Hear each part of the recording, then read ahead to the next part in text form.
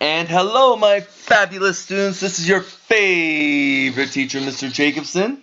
I am excited to talk to you today. To be with you, we're going to discuss the Atlantic Revolution. Last we discussed in class, we talked about the Enlightenment period and how we have great people like Locke and Rousseau and Montesquieu and many of the others. They come up with some of these great ideas of how people should be treated, how governments should be ran, and how to make people free and unoppressed. And so we're going to see what the effects of the Enlightenment ideas are going to have throughout the next 150 years or so. So let us begin. Okay, so here's a timeline map that we got from your textbook. You can look at that at your leisure, but it should be, pretty nice to sort of follow the whole time there. So political and social upheavals by the mid-1700s. So before these revolutions begin, you kind of have to get an idea what's going on around the world. So we have the Safavid dynasty, which is located in modern Iran today. It is completely collapsed. So we have the Safavid dynasty collapse. We have the Mughal Empire of India. It's fragmented. It's definitely weaker as a result, and so their influence in India is lesser as British influence is increasing throughout India and China. We have the Wahhabi movement that grew in Arabia, and it was threatening the Ottoman Empire with ideological and political upheavals. We have the Wahhabi movement, which is more of a reform back to classic Islam, and the Ottoman Empire was not classic Islam, and so it was challenging ideologically and politically the Ottoman Empire in that regard. And then in Russia, we have Catherine the Great, and she is experiencing a lot of peasant revolts led by the Cossack leader Pugachev. So we have the world is somewhat on fire right now, where people are rebelling. Even Voltaire even mentions that it seems like this is like the century of rebellions and revolution. People can feel it in the air. The people are sick of the old ways of governance, of monarchy, and so on. And people want a better way. They want to feel equal. They want to feel valued. So here's some of the factors that led to revolution. We have expensive and long-lasting wars. We have a weakening of states, destabilizing of the economies in different countries and kingdoms, government oppression, usually through taxes and other regulations. And then we have, of course, the new ideas of equality, which were brought by the Enlightenment thinkers, which are all these people here. So the Atlantic revolutions. So I listed them in order, and one leads to the other. So it truly is a domino effect. It truly is a cause and effect. So we have the North American Revolution, which is pretty much the American Revolution, and it's going to happen, and that's going to spark a flame and fire in the French people who are feeling oppressed. And that's going to spark the French Revolution. And then they're going to go off and do their revolution. The people of Haiti, who was also governed by France, the slaves of Haiti are going to rebel against France. And then as a result, the Spanish in the Americas, from Mexico down to like Peru area, okay, they're also going to revolt and rebel. So it's just going to be a long domino effect. So colonists enjoyed a lot of autonomy in the 17th and early 18th centuries. British attention centered on other colonies and rivalries with France. So for a long time, the North American colonists, England kind of left them alone. They traded with them, of course, and they were governed by England, but there wasn't a lot of oppression. Therefore, the Americans were able to kind of do their own thing and to feel like they had, that autonomy or that ability to do what they wanted to, as long as they don't piss off the empire, the British Empire. So local autonomy became somewhat of a birthright for the American colonists as a result. The majority of the American colonists did not identify with British ideals. American society was more egalitarian. The British looked at them, meaning the colonists, as second-class citizens and would not even give them representation in Parliament. If you recall, you remember the whole adage or the motto, no taxation without representation. That's where it comes from. They wanted to be represented in the parliaments of England, but the British would not allow these colonists, these American colonists, to participate in their government, and as a result, it led eventually to revolution. Also, I think even George Washington mentioned that he, when he was in the army fighting, he realized that because he was an American colonist, he would never be taken as seriously as someone who was a pure-born blood of an Englishman in the motherland of England or Britain. So, British enforces more taxes and regulations to get more money out of the colonies. This hits the American colonists really hard. You had the Stamp Act, you had the Tea Act, you had the Townshend Act, and many other taxes and regulations, which just sort of infuriated them and made it harder for them to feel like they could provide for their families. So, but Britain needed the money because they needed to keep their rivalry with France. They were in wars with France. They were in competitions with France, with other colonies around the world, and so it was very much trying to one up the other for Britain and France, and it takes money to do that. So colonial economic interests were challenged as a result, and Britain attacked the colonists' autonomy. The colonists are not liking all the attention that they receive because Britain needs more money. Another thing to keep in mind is you have the French and Indian War that also took place.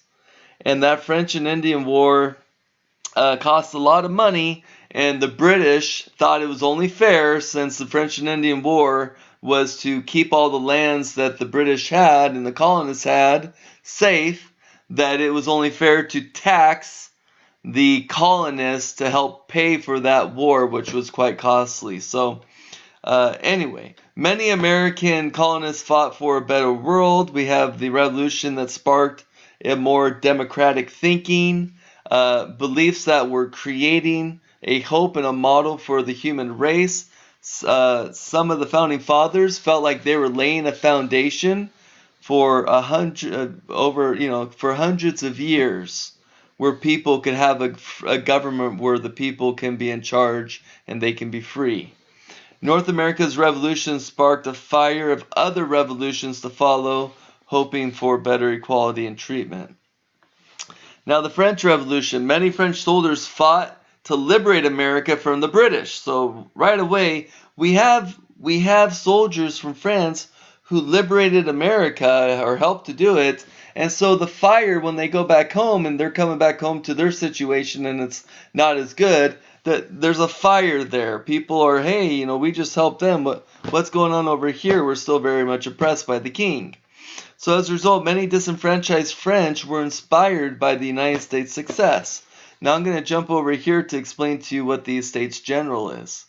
So before the Revolution of France was in crisis, the king made an attempt to resolve situations by convening the Estates General in 1789. The Estates General was made up of delegates representing each of the three estates or social classes. So there are social classes, there's three main ones. The first estate, if you look down here, was the Catholic clergy. These Catholic clergy, they weren't beholden to pretty much to the France government. They didn't have to pay taxes to the French government.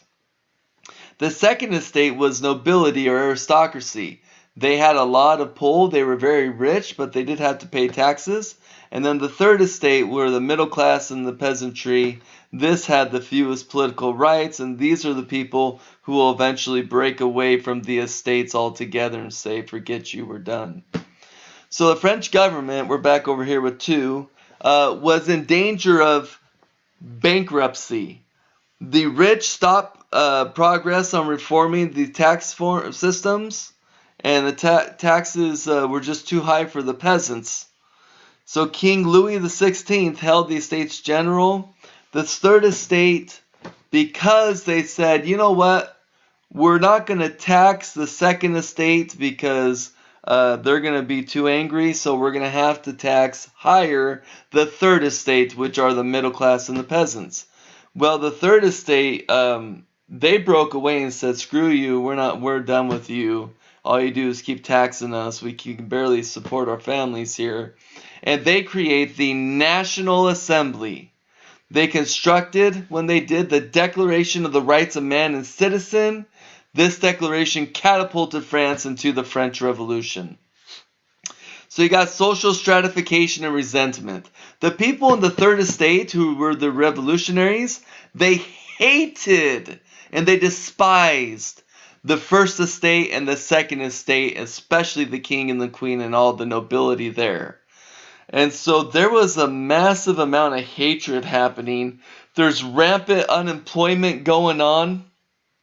And there's a lot of inflation, money inflation, which is also hitting as well.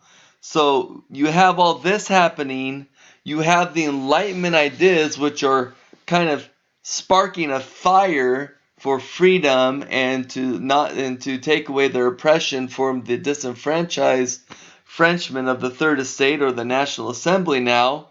And so you get this whole powder keg that's just gonna explode, and the explosion's gonna be quite fierce. So revolution, people think, is usually a good thing, and I want you to make that decision on this one. The French Revolution is well, the American Revolution is unique, and I'll tell you why. Because the people who started that revolution were the people who also ended that revolution, and that doesn't happen very often. So here we have the French Revolution. People are sad, they're oppressed, they're frustrated. They don't want the higher taxes, so they rebel. The revolution becomes radical and it becomes violent.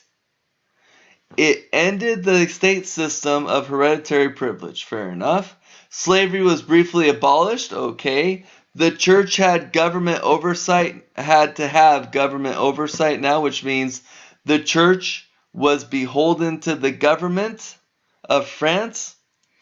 They executed King Louis XVI and his wife. So they're dead now. And then the reign of terror begins, where they are going to execute tens of thousands of people who they would consider enemies of the revolution. There will be over tens of thousands of people who are going to have their heads lopped off on the guillotine.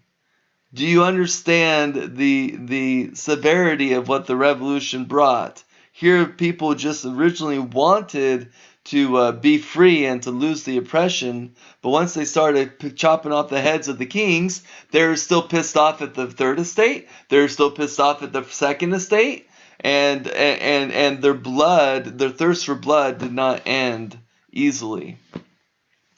Next, we have the Haitian Revolution. So in Saint Domingue, which will later be called Haiti, was a French Caribbean colony, considered one of the wealthiest colonies in the world. The majority of the inhabitants were slaves. So you have the French making a lot of money off Saint Domingue, which is later going to be called Haiti, and the majority of the people are slaves who were brought over from Africa. So the French Revolution sparked violence in Haiti. A massive slave revolt began in 1791. The revolution became a war between a number of factions. Power eventually shifted to the slaves, in which they were able to win their independence. Only successful slave result to ever happen in the history of the world. The slaves successfully kicked out the masters, and they stayed that way. They declared equality for all races, and plantations were divided among small farmers. That doesn't mean that it was a great place to live. Destructiveness that happened as a result of the revolution led to internal and external problems.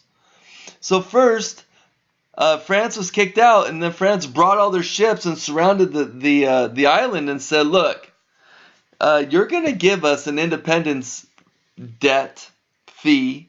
We're not just leaving here. We spent a lot of money over here. We spent a lot of time and treasure, and you're going to pay us. And it's going to be hefty, or we're just going to start firing on you, and we don't care if we win or lose. We're going to devastate you." And so the people of Haiti said, "Fine, we'll pay the fine, or we'll pay the extortion, really." But anyway, so for the next 150 years, they're paying off this debt. It's not going to be an easy debt to pay off. It's going to impoverish Haiti. It's going to make Haiti a place where it's never going to really succeed economically as a result. Inspired slaves from other lands, though, are going to hear the success of Haiti, and they're going to want to also rebel. And then after Napoleon's defeat in Haiti, Napoleon's going to try and take it. Napoleon is going to be defeated. He's going to say, "Forget the Americas. I'm done with anything in the American area. Let's go ahead and sell Louisiana to the Americans." And we call that the Louisiana Purchase. And lastly, the Spanish-American Revolution. You have native-born elites or Creoles were tired of the Spanish oversight and interference effort to control them. Creoles were intellectuals who became familiar with the ideas of popular sovereignty in the Enlightenment period. Napoleon attacked Spain and Portugal, forcing Latin Americans to take action and keeping the government functioning. Thus, they seek independence from Spain. Most of Latin America was independent by 1826, and then independence took longer compared to North America, mainly because Latin American societies were torn by class, race, and regional divisions.